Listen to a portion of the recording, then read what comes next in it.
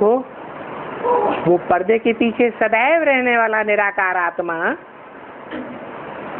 वो सिर्फ डायरेक्टर है।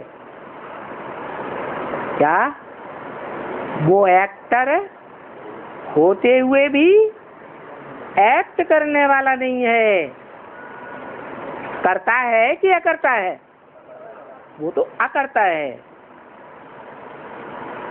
इसलिए वो पतितों को पावन भी नहीं करता। क्या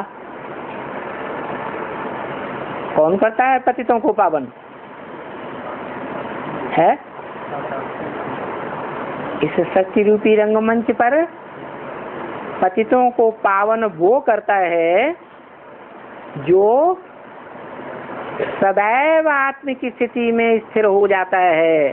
संगम युग में अंत तक,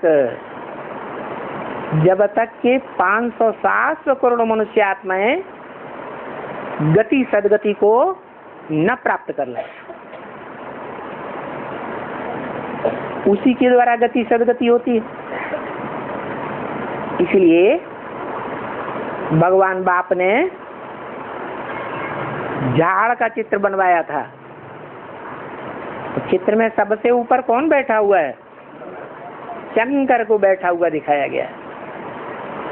यहाँ से सारी आत्माएं इस सत्य रूपी रंगमंच से निकलकर समाती हैं और उसी के द्वारा निकल करके ये सृष्टि में आती है। बीज रूप आत्माओं की बात है, सबकी बात नहीं है।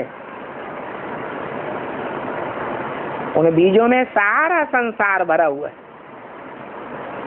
उन बीजों से संसार की 500-700 करोड़ आत्माओं का जन्म होता है।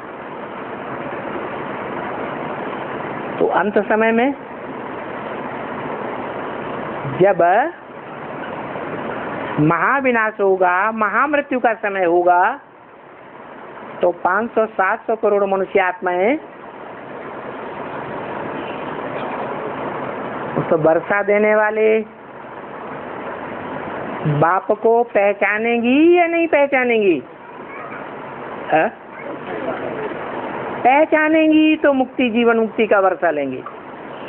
नहीं पहचानेंगी तो वर्षा, एक जन्म का भी जीवन मुक्ति का वर्षा नहीं ले सकती।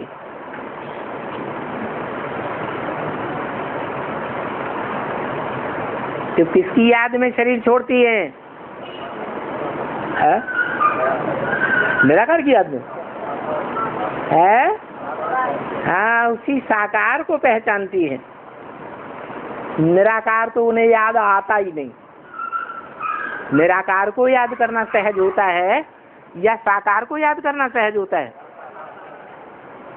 ज्यादा जन्म किसके साथ रहे? साकार के साथ जीवन बिताया, साकारों से संबंध निभाया।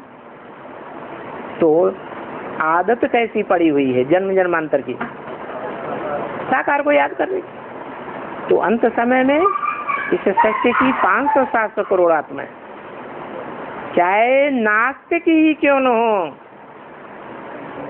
जो नास्तिक न आत्मा को मानते हैं, न परमात्मा को मानते हैं, न स्वर्ग को मानते हैं, न नरक को मानते हैं,